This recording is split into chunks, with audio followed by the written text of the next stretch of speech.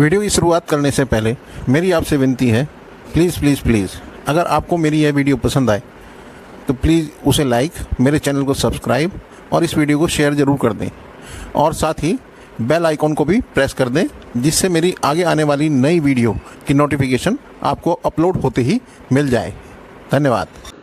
नमस्कार बच्चों, मैं हूं आपका दोस्त, आपका टेक्निकल ड्राइंग गुरुजी। देखिए, आज हम बात करेंगे, आज हम सीधे टॉपिक पर चलते हैं। देखिए, टीजीटी पीजीटी की क्लास आज से चालू हो रही है, तो उसमें सबसे पहला सवाल है हमारा कि कला क्या है। जब आज टीजीटी पीजीटी की क्लास जो है सबसे प्रथम चल रही है, तो सबसे पहले हम बात करेंगे कि कला क्या है।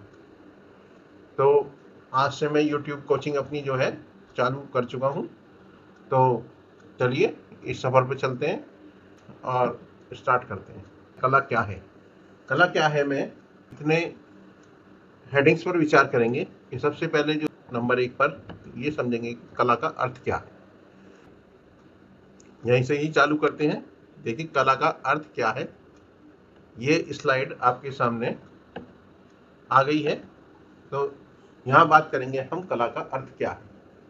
देखिए, कला का अर्थ यहाँ पे बताया गया है सुंदर, मधुर, कोमल और सुख देने वाला। यानी कि ये चीज जो है, जो हम महसूस कर सकते हैं, ये सब चीजें उससे संबंधित है। सुंदर भी हम आंखों और मस्तिष्क के द्वारा और मन के द्वारा फील करते हैं। मधुर, कोमल और सुख, ये सब हम अपनी इंद्रियों, अपने जो है मन के द्वारा, आंतरिक सुख के द्वारा जो है महसूस करते हैं। तो कला का मतलब ये होगा कि सुंदर, मधुर, कोमल और सुख देने वाला जो भी कुछ होगा प्रकृति में, वो कला होगा, जो कलाकार के द्वारा बनाया हुआ होगा। ये ज्यादा जरूरी पॉइंट है कि कला जब भी वो कहलाएगी, क्योंकि उन्होंने ये कहा है कि सुंदर, मधुर, कोमल और सुख देने वाला तो है ही है, साथ में शिल्प, हुनर और कौशल। यानी कि कोई भी कलाकार अगर अपना कोई भी कार्य शिल्प, हुनर अथवा कौशल से काम करता है और उसका किया गया कार्य ये सुंदर हो, मधुर हो, कोमल हो और सुख देने वाला हो, तो ऐसे को हम जो है कला का अर्थ मतलब कला के अंदर रखेंगे। और कला का अर्थ भी यही है कि जो ग्राह्य है, सुंदर है, मधुर है, कोमल है और सुख देने वाला है, तो वो एक कला है। साथ साथ शिल्प, हुनर और कौशल भी, ये भी कला के ही पहलू है। तो अब आगे चलते हैं। यहाँ हमने एक बेसिक अर्थ जो है कला का अर्थ का समझ लिया है। अब हम चलेंगे, देखिए, डॉक्टर रीता प्रताप के अनुसार। ये डॉक्टर रीता प्रताप जी क्या कहती हैं कि कला की व्युत्पत्ति इस प्रकार भी कर सकते हैं। इसमें इन्होंने इसे 2 पार्टों में बांट दिया है। कै जमला कला, इसका मतलब ये है, कै का मतलब भी यहाँ से जो है संबंध है वो है कामदेव, सौंदर्य, हर्ष एवं उल्लास। और ला का मतलब बताया है यहाँ पर इन्होंने कि कलामती ददातीति कला, अर्थात सौंदर्य की अभिव्यक्ति द्वारा। वही वाली बात आ गई कि सौंदर्य की अभिव्यक्ति, यानी कि पेंटिंग में अगर किसी हम सौंदर्य या सत्य का की अभिव्यक्ति कर रहे हैं और उससे हमें सुख प्रदान करने वाली वस्तु ही कला है। सौंदर्य की अभिव्यक्ति यानी कि नेचर या यह अधिभौतिक सत्ता जो पृथ्वी पर परमात्मा की बनाई हुई है, उससे प्रभावित होकर हम जब कोई अभिव्यक्ति करते हैं तो वह सुख प्रदान करने वाली, और जब वो कलाकार बना देता है ऐसी अभिव्यक्ति और उससे जो देखने वाले को सुख प्रदान करने वाले जब वो कलाकृति अपने सुख प्रदान करती है, तो वह वस्तु ही कला होती है। तो यहाँ आप जो है इसका संबंध समझ गए होंगे। यहाँ हम कला का अर्थ जो है समझ चुके हैं। तो अब चलिए, यहाँ तो हमने कला का क्या समझा, अर्थ। लेकिन अब बात आती है कि कला का जो अर्थ है, मतलब कला का अर्थ तो हमने समझ लिया कि कला किस तरीके से। अब यहाँ हम समझेंगे कि कला शब्द का प्रयोग कहाँ कहाँ हुआ, किस तरीके से हुआ, कहाँ किस तरीके से। देखिए, भारतीय कला एक दर्शन है। क्या है भारतीय कला? एक दर्शन। यहाँ हम जो है शास्त्रों के अनुसार पता चलता है कि कला शब्द का प्रयोग, सर्वप्रथम प्रयोग ऋग्वेद में हुआ। हमारे पास जो है 4 वेद हैं, यह आपको पता है। नंबर 1 कौन सा है? Rigveda, number 2 Yajurveda, number 3 Atharvaveda, number 4 Samaveda. उनमें से ऋग्वेद जो है, इसमें कला शब्द का प्रयोग सर्वप्रथम जो है क्या नाम हुआ है, यहाँ प्रयोग हुआ है। कला शब्द का मतलब का जो है जानकारी हमें इसी ऋग्वेद में सर्वप्रथम मिलती है। अब ये कहता है कि दूसरा पॉइंट हमारा क्या है यहाँ पर, कि कला शब्द का यथार्थवादी प्रयोग भरत मुनि ने अपने नाट्य शास्त्र में प्रथम शताब्दी में किया। यानी कि जो कला शब्द है, इस कला शब्द का प्रयोग यथार्थवादी प्रयोग, इस यथार्थवादी प्रयोग का क्या मतलब है कि जब यह शब्द आम रूप से भाषा में जो है समझा जाने लगा था, मतलब लोग बाग इसे अपने से एक दूसरे से यथार्थवादी प्रयोग के रूप में प्रचलित कर चुके थे। एक दूसरे से कला के बारे में अगर बात हो रही है तो वो समझते थे कि किस प्रयोजन के लिए बात हो रही है और किसके लिए बात हो रही है। तो इस तरीके से ये कला जो है प्रयोग में आने लगा था समाज की, और इसका यथार्थवादी प्रयोग भरत मुनि, ये जो भरत मुनि है, इनके नाट्य शास्त्र में हमें जो है प्रथम शताब्दी में किया। मतलब कला शब्द का यथार्थवादी प्रयोग भरत मुनि ने अपने नाट्य शास्त्र में प्रथम शताब्दी में किया। सर्वप्रथम प्रमाण जो है यहाँ पर दिखाई देता है। उन्होंने लिखा है कि न तज ज्ञानम न तत्शिल्पम न साविधा न च कला। मतलब ये है कि अर्थात ऐसा कोई ज्ञान नहीं जिसमें कोई शिल्प नहीं, कोई विधा नहीं, जो कला न है। मतलब प्रथम शताब्दी में भरत मुनि ने नाट्यशास्त्र में लिख दिया था कि न तज्ज्ञानम न तत्शिल्पम न साविधा न सकला।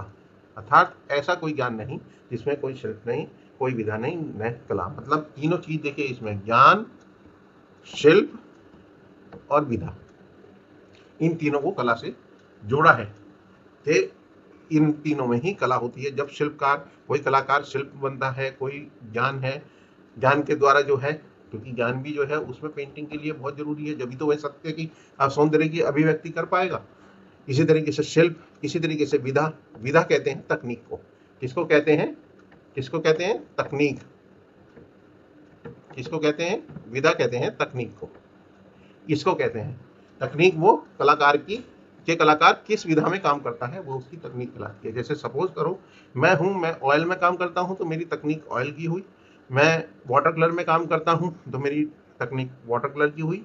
लेकिन वाटर में कलर में भी स्पेशल कोई तकनीक हो सकती है।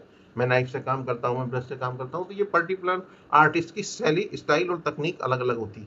तो इसी तरीके से इन्होंने कहा है कि ऐसा कोई ज्ञान नहीं जिसमें कोई शिल्प नहीं, कोई विधा नहीं, जो कला नहीं। अब कला शब्द का प्रयोग दूसरे उसमें देखते हैं कि कला शब्द का प्रयोग शायद सबसे पहले भरत के नाट्य शास्त्र में ही मिलता है। इस बात को इन्होंने भी कहा है कि शायद, यहाँ पे देखिए ये दूसरी जगह से उठाई थी, ये इस ऊपर वाली बात को जो है सपोर्ट कर रहा है कि कला शब्द का प्रयोग शायद सर्वप्रथम भरत के नाट्य शास्त्र में ही मिलता है। पीछे वात्सायन और उसनस ने क्रम से अपने ग्रंथ कामसूत्र और शुक्रनीति, देखिए शुक्रनीति जो है शुक्राचार्य का लिखा है, उसनस को मैं ओपन हार्टेड जानता नहीं हूँ। शुक्रनीति शुक्राचार्य का है, हो सके तो ये उनका कोई दूसरा नाम हो, आई डोंट नो। तो शुक्रनीति ने में इसका वर्णन किया है। तो कला शब्द का प्रयोग सर्वप्रथम भरत के नाट्यशास्त्र में ही मिलता है, पीछे वात्सायन और उसनस में क्रम से अपने ग्रंथ कामसूत्र और शुक्रनीति में इसका वर्णन किया। तो देखिए यहाँ से क्वेश्चन हमारे किस तरीके से बनते हैं कि भारतीय कला के दर्शन शास्त्र के अनुसार, मतलब यहाँ पर पहला क्वेश्चन हमारा ये बनेगा कि ऋग्वेद, वो कला शब्द का प्रयोग सर्वप्रथम कौन से ग्रंथ में मिलता है, या दूसरा क्वेश्चन हमारा ये बनेगा कि कला शब्द का यथार्थवादी प्रयोग सर्वप्रथम हमें कौन से ग्रंथ में या बुक में देखने को मिलता है, या नाट्य शास्त्र किसके द्वारा लिखा गया है, या भरत मुनि ने अपने किस ग्रंथ में प्रथम बार कला शब्द का यथार्थवादी प्रयोग किया। इसी तरीके से वात्सायन के बारे में भी यहाँ क्वेश्चन बनता है कि पीछे वात्सायन ने किस ग्रंथ में कला शब्द का प्रयोग जो है अपने उसमें किया, और किस में कला का वर्णन किया। इसी तरीके से उसनस में भी इसी तरीके का जो है सब बनेगा। अब देखिए हम अगला वो देखते हैं पॉइंट कि यहाँ से ये तो हमारा जो है सर्वप्रथम वाला पार्ट पूरा हो गया कि कला का प्रयोग हम सर्वप्रथम कहाँ देखते हैं। तो यहाँ तक हम इस चीज को कर चुके हैं। अब बात करेंगे कि कला का शब्द का, पहले हमने कला का अर्थ पढ़ा, अब जो है फिर हमने जो है सर्वप्रथम प्रयोग कहाँ पढ़ा, अब इसकी व्युत्पत्ति, कला शब्द की व्युत्पत्ति जो है कैसे मानी गई है इसके बारे में पढ़ेंगे। तो देखिए कला शब्द, कला संस्कृत भाषा का शब्द है। कौन सी भाषा का शब्द है? संस्कृत। तो क्वेश्चन यही है कि कला जो है किस भाषा से संबंधित है या संबंध रखता है, किस भाषा का शब्द है। ठीक है, तो संस्कृत भाषा का लगाएंगे। इसकी व्युत्पत्ति कल धातु से, ये है किससे? कल धातु से मानी गई है, जिसका अर्थ है प्रेरित करना। क्या है? प्रेरित करना। कुछ विद्वान इसकी व्युत्पत्ति कम धातु से मानते हैं, इसका अर्थ है सुखम। देखिए यहाँ प्रेरित करना, यहाँ तो जो है कल, इसमें से कला में से, ये कला में से लय गायब कर दिया तो ये कल रह गया, तो कल धातु से मानी गई है। कुछ विद्वानों का मानना है जिसका अर्थ है प्रेरित करना, यानी कि कुछ नया बनाने की, सौंदर्य की अभिव्यक्ति के लिए प्रेरित करना। कुछ विद्वान इसकी व्युत्पत्ति कैसे मानते हैं, केवल इसमें कोई पर्टिकुलर नहीं है, इसका अर्थ सुखम यानी कि सुख देने वाला है। इस प्रकार कला के हमारे विभिन्न विभिन्न अर्थ हैं, लेकिन इसमें क्वेश्चन शायद ही कोई पूछा जाए, मैं नहीं मानता, क्योंकि अलझल वाले क्वेश्चन जो है उसमें नहीं पूछे जाए। हाँ, ये अपने आप में एक क्लियर क्वेश्चन है, तो इस चीज को आप देख चुके हैं। तो अब इससे अगले पेज पर चलते हैं। देखें, लिखा है कि कला के संबंध में पाश्चात्य दृष्टिकोण में कुछ इस प्रकार है कि अंग्रेजी भाषा में कला को आर्ट कहा जाता है। देखिए, अंग्रेजी भाषा या आंग्ल भाषा, इसे क्या कहा जाता है? देखिए, आंग्ल भाषा भी इसे कहा जाता है, जिसमें कला में आर्ट कहा जाता है। और फ्रेंच में क्या कहा जाता है? देखिए, फ्रेंच में ये क्वेश्चन है, फ्रेंच में आर्ट और लैटिन में, फ्रेंच में क्या जाता है? आर्ट, फ्रेंच में भी आर्ट कहा जाता है, और लैटिन में आर्टम कहा जाता है। क्या कहा जाता है? आर्टम, और आर्ट से कला को व्यक्त किया है, आर्टम और आर्ट से। तो ये क्वेश्चन आप विशेष रूप से जो है ध्यान रखेंगे कि लैटिन में आर्टम और आर्ट से कला को व्यक्त किया है। इस अर्थ भी संस्कृत भाषा में अर बनाना धातु के समान है, पैदा करना या रचना करना। मतलब इन सबका संबंध कहीं प्रेरित करना, कहीं रचना करने से है। तो ये जो है, इस चीज को समझ लीजिए कि सबका संबंध इसी से ही है। और यहाँ शारीरिक या मानसिक कौशल को भी आर्ट माना गया है। यहाँ देखिए, शारीरिक जो निपुणता है, कोई मिस्त्री बनाता है, और उसका मानसिक निपुणता जो कौशल है अंदर से जो कोई बनाता है, दोनों को आर्ट माना गया है। तो ये थोड़ा सा जो है हमारी पाश्चात्य अंग्रेजी भाषा के संबंध में हो गया। और इसके बाद हम जो है कामसूत्र के बारे में बात करेंगे। देखिए, कामसूत्र, सूक्ष्म नीति, जैन ग्रंथ, प्रबंध कोश, कला विलास, ललित विस्तर, ये इतने सारे ग्रंथ हैं। देखिए, कामसूत्र, सूक्ष्म नीति, जैन ग्रंथ, प्रबंध कोश, कला विलास, ललित विस्तर, ये इतने सारे ग्रंथ हैं। इत्यादि सभी भारतीय ग्रंथों में कला का वर्णन प्राप्त होता है। इन सभी ग्रंथों में किसका वर्णन प्राप्त होता है? कला का वर्णन प्राप्त होता है। अधिकतर ग्रंथों में कला की संख्या 64 है। यूनिवर्सल तो नहीं कहूंगा, लेकिन ये है कि ज्यादातर जो मान्यता हमारे यहाँ दी गई है वो 64 कलाओं को ही मान्यता दी गई है। तो प्रबंध कोश, इसमें देखिए एक क्वेश्चन ये भी बनता है कि प्रबंध कोश किससे संबंधित है, या दूसरा क्वेश्चन इस तरीके से भी बन सकता है कि कला का वर्णन हमें किस ग्रंथ में नहीं मिलता। उन्होंने 4 ग्रंथ लिख दिए, एक ग्रंथ ऐसा लिख दिया जिसमें इसका संबंध नहीं है। 3-4 में से जो है 3 लिख दिए, एक नहीं है, तो उसे आपको निशान करा के लगाना होगा। ये क्वेश्चन मैं आपके उसमें जो है शॉर्ट क्वेश्चन में, शॉर्ट वीडियो में दूंगा, जिसमें मैं 1 से 5 तक के क्वेश्चन जो है वीडियो 1 वीडियो 2 करके पूछूंगा आपसे, और आप उन्हें शॉर्ट वीडियो को देखते रहिए।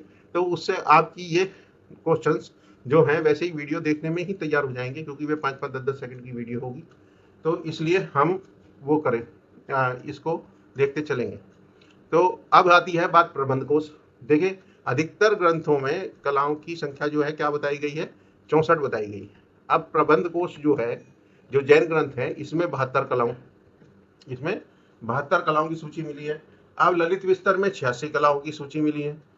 पंडित क्षेमेंद्र ने अपने ग्रंथ में कला विलास में सबसे अधिक संख्या में कलाओं का वर्णन किया है। इसमें 64 जनोपयोगी कला, 32 धर्म, अर्थ, काम, मोक्ष संबंधी, देखिए 32 मात्सर्यशील प्रभावमान संबंधी, 64 स्वच्छकारिता संबंधी, 64 वैश्याओं संबंधी, 10 भेषज, 16 कायास्थ और 100 सार कलाओं की चर्चा है, जिसमें सबसे अधिक प्रमाणिक कामसूत्र है। मतलब ये है कि हम जो आगे आगे जैसे जैसे होता रहा, वर्णन होता चला गया, क्लासिफाई होती चली गई कलाएं, लेकिन ज्यादातर जो मान्यता है वो 64 कलाओं को ही है। इसमें इस तरीके के क्वेश्चन जो है नहीं पूछे जाते। सिर्फ जो है ये जरूर पूछा जाता है कि कामसूत्र में कितनी कलाओं का वर्णन है, या प्रबंध कोश वाले के बारे में जरा सा पूछ लिया। तो अब यूरोपीय साहित्य की बात करते हैं। लिखा है कि यूरोपीय साहित्य में भी कला शब्द का प्रयोग शारीरिक और मानसिक कौशल के लिए अधिकतर हुआ है। देखिए यहाँ दो पार्ट में डिवाइड कर दिया है, एक तो शारीरिक, एक तो ये शारीरिक और एक मानसिक। मानसिक कौशल का संबंध क्या हुआ, मान लो कोई कविता पाठ कर रहा है और कवि सम्मेलन में, तो उसने जो कविता सुनाई उससे आपको जो आनंद प्राप्त हुआ वो उसकी मानसिक निपुणता हुई। उसने जो है किस तरीके से अपने भाव को जो है आपके सामने एक्सप्रेस किया। और इधर जो है एक शारीरिक हो गया, जो शारीरिक जिसे उपयोगी कला है, जिसे हम जैसे कोई किसी ने जो है फर्नीचर बनाया तो उसने जो है अपने आर्ट का जो है फर्नीचर के अंदर जो है प्रस्तुत किया, अपनी अभिव्यक्ति फर्नीचर के द्वारा प्रस्तुत की और उसने नए डिजाइन का बनाया। शारीरिक तो जनोपयोगी कला के अंतर्गत आती है, तो वो शारीरिक और मानसिक कौशल के लिए अधिकतर हुआ है, मतलब कला दोनों के लिए हुआ है, शारीरिक और मानसिक। उसमें शारीरिक में नृत्य कला भी आ जाती है, इस तरह की कलाएं भी आती हैं और वैसी भी आती है। तो अब आगे चलते हैं कि वहां प्रकृति से कला का कार्य भिन्न माना गया है। वे लोग जो है कला का कार्य बिल्कुल नेचर से अलग मानते हैं, जबकि हमारे यहाँ कला का कार्य नेचर के साथ मिला जुला है। हम जो है नेचर को ही सार्वभौतिक सत्ता मानते हैं और उसी से ही सत्यम शिवम सुंदरम की रचना मानते हैं हमारा जो है। और उन्होंने जो है कला का कार्य बिल्कुल भिन्न माना है। उन्होंने कहा है कि कला का अर्थ है रचना करना, यानी कि सृजन करना। हमारे यहाँ भी सृजन करने की महत्ता दी गई है, लेकिन गुण रूप में दोनों चीज अलग है। हमारे यहाँ नेचर उसके साथ जो है जुड़ी हुई है और यहाँ पर कला जो का संबंध जो है वो बिल्कुल रचना करना है, अर्थात वह कृत्रिम है। यानी कि प्रकृति से अलग कोई भी कलाकार जो रचना करेगा वह उसकी अपनी है, इसीलिए वो सिंथेटिक है, क्योंकि कलाकार ऐसी कोई चीज बनाएगा जिससे जो है लोगों को आनंद प्राप्त होगा। तो वो सृजन की बात कर रहे हैं सिर्फ यहाँ पर। और प्रकृति, उन्होंने जो है प्राकृतिक सृष्टि इस नेचर को और कला को दोनों को भिन्न भिन्न माना है। कहने कि भाई नेचर अपने आप में अलग चीज है और जो है आर्ट बिल्कुल अलग चीज है। तो कला उस कार्य में है, उनका कहना यह है कि कला उस कार्य में है जो मनुष्य करता है। और वो कहते हैं कैसे, जैसे कला और विज्ञान में भी उन्होंने अंतर माना है। अब यहाँ पे देखिए कितनी बातें हैं कि कला उस कार्य में है जो मनुष्य करता है, यानी कि उसके जो भी वो निपुणता से करेगा वो उसका कौशल होगा, वो उसकी कला होगी। और कला और विज्ञान में भी अंतर बना है, कोई अंतर माना जाता है। उन्होंने कहा है कि विज्ञान का ज्ञान का प्राधान्य है। अब विज्ञान में तो ज्ञान है सर्वोपरि और कला कौशल का। अब देखो जो वैज्ञानिक है, मान लो उसने कोई मिसाइल बनाया, तो मिसाइल बनाने में उसका जो है उसने थोड़ी खड़े होकर जो है हर चीज जोड़ के मिसाइल बनाया, या जो है क्या नाम प्लेन किसी को बनाना है तो वैज्ञानिक ने तो जो है प्लेन का एक मॉडल बना दिया और कैसे बनेगा ये बता दिया। सब कुछ उन्होंने अपने ज्ञान का प्रदर्शन जो है उस कलाकार के द्वारा सामने कर दिया। और जो कलाकार जो मिस्त्री है वो उसकी बात को सुनकर वो उस प्लेन को की रचना करेगा। तो इसलिए उसका जो कलाकार जो उसकी बात को सुन के बनाएगा, तो उसके लिए तो कला का प्राधान्य हो गया। और एक वैज्ञानिक के लिए उसके ज्ञान का प्राधान्य हो गया। तो उन्होंने इसीलिए विज्ञान को और ज्ञान का प्राधान्य है और कला कौशल का, इसीलिए उन्होंने दोनों चीज अलग अलग बताई है। तो उसने कहा है कि कौशल पूर्ण मानवीय कार्य को ही कला की संज्ञा दी जाती है, यानी कि आदमी जो भी कार्य करता है वो निपुणता से करता है और उसकी निपुणता को ही हम कला की संज्ञा देते हैं।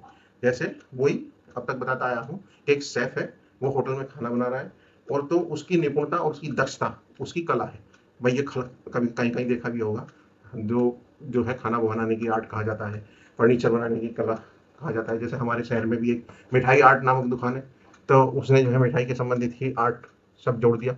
तो इसी तरीके से उसका बात यही है कि उसका स्किलफुल कार्य जो है, स्किलफुल और कौशलपूर्ण जिसकी उसे दक्षता है। जैसे कोई मिस्त्री आप इसके ऊपर सुधरवाने जाते हैं तो उससे कहते हैं कि भाई इसे जो है ये अनुभव वाला, जिसे सबसे ज़्यादा अनुभव होगा उसे ही अपना स्कूटर दिखाना चालू करेंगे और फिर उसकी जो आर्ट है वो उसमें कार्य करेगी। उन्होंने कहा है कि कौशल विहीन या बेढब जो ढंग से कार्य किया जाता है उसे कला का स्थान नहीं दिया जाता। अब बिल्कुल सही बात है। जैसे आप देखिए, अब बिल्कुल आर्ट की बात करते हैं कि एक बड़ा कलाकार जैसे हमारे यहाँ एम एफ हुसैन हुए, एस एस रजा हुए, पी एन चोयल हुए, इनके द्वारा बनाया हुआ कार्य, जैसे वर्ल्ड फेमस आर्टिस्ट पिकासो है, वो जब भी कोई आर्ट बना देता था, जैसी भी लकीर खींच देता था, उसकी जो है वैसी लाइन ड्राइंग भी जो है हजारों और लाखों में बिकती है इन कलाकारों की। और जबकि आप बना दो कोई इस तरीके की तो आपकी जो है अभी नहीं बिकेगी, लेकिन जब आप कौशल उसमें निपुण हो जाएंगे और उसके साथ सतत प्रयास करेंगे और अपनी कला का स्तर कार्य कर कर ऐसी जगह बढ़ा लेंगे जहां पर लोग आपके कार्य को पूजने लगेंगे, तब वो जो है कला के दृष्टिकोण में आ जाएगा। इसलिए ज़्यादातर स्टूडेंट कोई निपुणता से काम करता है तो उसका कार्य बढ़िया कहलाता है, और बेढब ढंग से जो है वैसे ही कर रहे हैं इसलिए वो बना नहीं पाता है। अब मान लो तुम्हारी आर्ट अच्छी है तो तुम निपुणता से कलर लगाओगे कि सब कुछ अच्छी नहीं है और उसने वैसे ही बना दिया एक सड़ा सा पेड़ और सड़ा बिल्कुल जो है ड्राइंग को कर सड़ा दिया, तो वो अच्छी नहीं लगेगी। तो यही कहने का मतलब उनका है। तो अब चलती है नेक्स्ट टॉपिक पे चलते हैं। हम जो है कला के अर्थ के बारे में बात कर चुके हैं, इसके बारे में बात कर चुके हैं हम कला का अर्थ।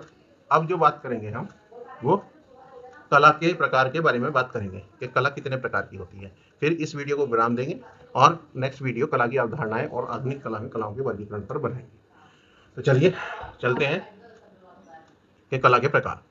तो कला के कई प्रकार होते हैं और इसका परिगण भिन्न भिन्न प्रकार से होता है। देखिए, इससे पहले वाली वीडियो में जो हमने बात की है वो कला के अर्थ के बारे में बात की है। पहले हमने सिंपल ही जो है कला का मतलब समझा था कि कला का प्रयोग कहाँ पर हुआ, किस किस समय में हुआ, इतिहास में, फिर उसका मतलब क्या है, कला के शब्द का मतलब क्या है पाश्चात्य परंपरा के अनुसार, भारतीय परंपरा के अनुसार, फिर उस शब्द का प्रयोग कितनी बार हुआ और किस कलाकार ने किस किन चीज़ों के लिए उसका प्रयोग किया। तो पहला हमारा टॉपिक पूरा हो जाता है और उसके बाद अब कला के प्रकार के बारे में चलेंगे। अब हम केवल पेंटिंग से ही बात करेंगे। वहाँ हमने जगत में जितनी विद्यमान कलाएं हैं उनकी बात की थी, उसमें सभी तरीके की कलाएं मिलती, लेकिन यहाँ हम टोटली विजुअल आर्ट के बारे में बात करेंगे, जिन्हें हम अपना मानसिक आर्ट का, मानसिक कौशल का नाम देते हैं। उसके साथ हाथ हस्त निर्मितता भी होती है, लेकिन यहाँ पर जो है हम जिसे पेंटिंग के नाम से जानते हैं उसके बारे में बात करेंगे। तो देखिए, कला के कई प्रकार होते हैं, इनका परिगण हम भिन्न भिन्न प्रकार से करते हैं। सबसे पहली बात हो गई है हमारी चित्रकला।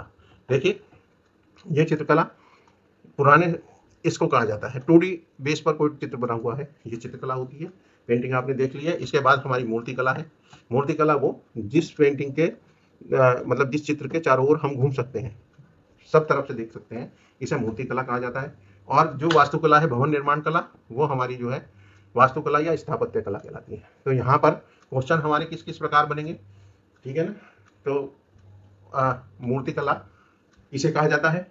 वास्तुकला के अंदर हम स्पेशली किसको मानते हैं या स्थापत्य कला किसके अंतर्गत आती है, तो इसमें 3-4 ऑप्शन दे दिए जाएंगे। पेन द्वारा बनाया गया चित्र, भवन निर्माण कला, मूर्ति कला, इस तरह से ये ऑप्शन दे दिए जाएंगे। आप सही पर निशान लगा लेंगे इसी तरीके से। तो ये समझ में आ गई होगी। तो चित्रकला किसे कहा जाता है और मूर्ति कला किसे कहा जाता है, वास्तुकला या स्थापत्य कला। तो ये देखिए सीधे सीधे क्वेश्चन। अब इसके बारे में हम अगले उस पे पेज पे चलते हैं। देखिए, वो तो हो गई यहाँ पर जो है चित्रकला, मूर्तिकला और वास्तुकला। मतलब चित्रकला हो गई है, पेंटिंग बनाई है, लेकिन पेंटिंग ये कई प्रकार की हो सकती है। मतलब ये पेंटिंग, ये वाली जो पेंटिंग देख रहे हैं, ये वाटर कलर में भी बना सकते हैं, ऑयल में भी बना सकते हैं, इसी तरीके से वॉश पेंटिंग भी कर सकते हैं। मतलब तकनीक जो है हम कई सारी यूज कर सकते हैं और उन सभी तकनीकों से बनाई हुई उस तरह की पेंटिंग चित्रकला के अंतर्गत आएगी। और इसी तरीके से मूर्तिकला पत्थर में बना सकते हैं, काय में बना सकते हैं, पत्थर में, कांसे में, ठीक है, और मिट्टी में। इस तरीके से ये भी कई मटेरियल में बनाई जा सकती है, लेकिन सबको क्या कहेंगे, सबको कहेंगे हम मूर्तिकला का नाम। इसी तरह से वास्तुकला, पत्थर का भवन बनाया जा सकता है, काले पत्थर का भवन बनाया, संगमरमर का पत्थर का बनाया, ईंटों का मकान बनाया जाता है, इस तरीके से। लेकिन उन्हें सारी चीज़ों को हम वास्तुकला का नाम देंगे। तो इसी तरीके से ये तो जो है चित्रकला, मूर्तिकला इस तरह से कही जाएंगी। लेकिन कुछ कलाएं ऐसी हैं जिन्हें हम वास्तविक उनके मटेरियलिस्टिक आधार पर उनका नाम देते हैं। जैसे मृदभांड कला है, जैसे पकाई मिट्टी के बर्तनों की जो कला होती है वो मृदभांड कला कहलाती है। स्पेशली कुम्हार वगैरह बनाते हैं जो है, इसे जो है मृदभांड आर्ट कहा जाता है। स्पेशल बर्तन मिट्टी से बनाए हुए उसकी बर्तनों की कला को कहा जाता है। प्रस्तर कला, जब मूर्तियां पत्थर द्वारा बनाई गई हों, जब मूर्तियां पत्थर द्वारा बनाई गई हों तब उसे प्रस्तर कला कहा जाता है। जब मूर्तियां धातु कला, धातु कला का मतलब ये है कि कांसे से बनाई गई हो या किसी धातु से बनाई गई है। चोल साम्राज्य में इसका सबसे ज्यादा काम हुआ। ये पिक्चर जो है डांसिंग गर्ल है और इसका जो है काम स्पेशली जो है उसमें हुआ है। ये जो है सिंधु घाटी की सभ्यता की पहली कांस्य नर्तकी है, डांसिंग गर्ल वो है। तो ये धातु कला कहलाएगी। इसी तरीके से दंत कला, स्पेशली हाथी के दांत पर बनी हुई कला दंत कला कहलाई। ये हाथी के दांत से ही बने हुए मिनिएचर स्कल्पचर है। इसके बाद ये मूर्ति कला है, मुद्रा कला, सॉरी, मुद्रा कला में इस तरीके से उभरे हुए रिलीफ वर्क जो है ये मुद्रा कला के अंतर्गत आते हैं। मटेरियल के हिसाब से उसे उसके आर्ट का नाम दिया जाता है। इसके बाद हम नेक्स्ट पेज पर चलेंगे। देखिए यहाँ क्या बात बताई है कि पुराने समय में जहाँ ईसा पूर्व की बात की जाती है और उस समय हमारा जो चित्र होता था, जिसे चित्र की संज्ञा दी जाती थी। देखिए, अपने आप में क्वेश्चन है, पीछे वाले भी सब अपने आप में क्वेश्चन थे। यहाँ बात करेंगे कि पुराने समय में चित्रों की संज्ञा किसे दी जाती थी। तो हम मूर्ति कला को चित्रों की संज्ञा दिया करते थे। पुराने समय में चित्र ही मूर्ति को कहा जाता था और जो इस तरीके की ड्राइंग जिसे हम आज बनाते हैं और जिसे हम आज चित्र कहते हैं उसे कहा जाता था आलेख। और वो वास्तव में वे एक चित्र आभास कहते थे कि भाई ये चित्र का आभास है, चित्र है ये। तो क्वेश्चन ये बनता है कि पुराने समय में चित्र की संज्ञा किसे दी जाती थी? तो वहां मूर्तिकला होगा तो आप मूर्तिकला पर निशान लगाएंगे। तो पुराने समय में स्पेशली रेखा चित्र को क्या कहा जाता था? तो वहां पर आप जो है आलेख कहेंगे। इसके बाद मूर्तिकला के बारे में समझ लीजिए कि चित्र मूर्तिकला को तो कहा जाता था, लेकिन जो त्रिआयामी होती थी, थ्री डी सॉरी ये थ्री डी है, ये थ्री डी कला, ये तो त्रिआयामी होती थी। और दूसरी होती थी ये उत्कीर्णक कला अथवा भास्करीय कला या रिलीफ पर। देखिए ये तीनों अपने आप में क्वेश्चन है। उत्कीर्णक कला किसे कहा जाता है? रिलीफ पेंटिंग को। भास्करीय कला किसे कहा जाता है? रिलीफ पेंटिंग, पत्थर पर उभरी हुई आकृति, ये जो है रिलीफ पेंटिंग के अंतर्गत आती है। इसमें ये तीन तरीके की होती है, लो रिलीफ, मध्यम रिलीफ और हाई रिलीफ। वैसे तो ज्यादातर दो ही तरीके के रूप मानते हैं इनके, लो रिलीफ और हाई रिलीफ, लेकिन मध्यम भी कह देते हैं। अब आपने देखा होगा सिक्का भी अभी जो पीछे मैंने दिखाया था वो भी रिलीफ वर्क का उदाहरण था। देखिए ये जब कोई पत्थर पर आकृति कम उभरी हुई है, देखिए ये वाला, तो ये लो रिलीफ के अंतर्गत आता है। जब ये बैकग्राउंड ज्यादा पीछे चली जाती है और आकृति जो है ज्यादा नजदीक आ जाती है और पीछे से ये पत्थर से जुड़ी रहती है, तब ऐसी चित्र को हाई रिलीफ का नाम देंगे। क्या देंगे? हाई रिलीफ का नाम। ये हाई रिलीफ का उदाहरण है और ये लो रिलीफ का उदाहरण है। अब देखिए यहाँ पर हमारा जो है ये वाला, ये भी जो है मुद्रा कला के अंदर ये जो चीज है ये भी हमारी जो है काय का उदाहरण है, ये हमारा जो है लो रिलीफ का उदाहरण है। ये जो है हड़प्पन सभ्यता के, ये भी जो है मोहर भी लो रिलीफ का उदाहरण है। तो इस तरीके से चित्रकला के प्रकार के बारे में आप समझ गए होंगे। इसके अलावा एक चीज और क्वेश्चन जो है ये समझ लीजिए कि क्वेश्चन के उपनिषद कला में, गुप्त काल तक के कला ग्रंथों में, उपनिषद कला ग्रंथों में 4 प्रकार के चित्रों का वर्णन किया गया है। पहला विद्य चित्र, ये भी अपने आप में क्वेश्चन है कि विद्य चित्र किसे कहा जाता था? जहां दर्पण के समान अनुकृत चित्र बना दिया गया हो, ऐसे जैसे कॉपी वर्क, ये विद्य चित्र के अंतर्गत आते थे। ये अपने आप में क्वेश्चन है। अविद्य चित्र कौन से कहलाते थे? ये गुप्त काल का क्लासिफिकेशन है। इन सब के बारे में जब टाइम लाइन के अनुसार गुप्त काल शासन के हिसाब से भी पढ़ाऊंगा और पेंटिंग के हिसाब से भी, तो आपको जो है ये चीजें सारी समझ में आ जाएंगी। तो यहाँ हम बात कर रहे हैं केवल कला के प्रकार की, तो उसमें अविद्य चित्र, चित्रकार के मनोभावों की कल्पना आधारित, यानी कि जहाँ चित्रकार अपना अनुभव और अपनी अभिव्यक्ति कला के साथ जोड़ देता है, वो चित्र अविद्य चित्र कहलाता है, जो कल्पनाओं पर आधारित होता है।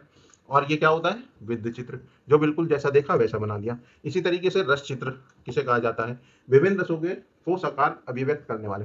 देखिए भारत में जो चित्रण हुआ है ज्यादातर रसों के आधार पर, रागों के आधार पर जो है, इस तरीके से जो है कई सारे चित्र समय समय पर बने हैं। और इसी तरीके से ये जो है जिनसे किसी रस का आभास होता हो, जैसे क्रोध रस, ऐसे ही हमारे यहाँ एक चित्र है रसमंजरी, जो है रसमंजरी पर चित्र बने हैं। तो इसी तरीके के ये चित्र जो है आगे जब जिक्र आएगा तो आपको सब पता लगेगा। फिलहाल विभिन्न रसों को साकार, मतलब इनसे जो है जो चित्र को देखकर वो अनुभूति होती है, जो रस की अनुभूति होती है। आपने हिंदी में भी पढ़े होंगे कि 9 रस होते हैं।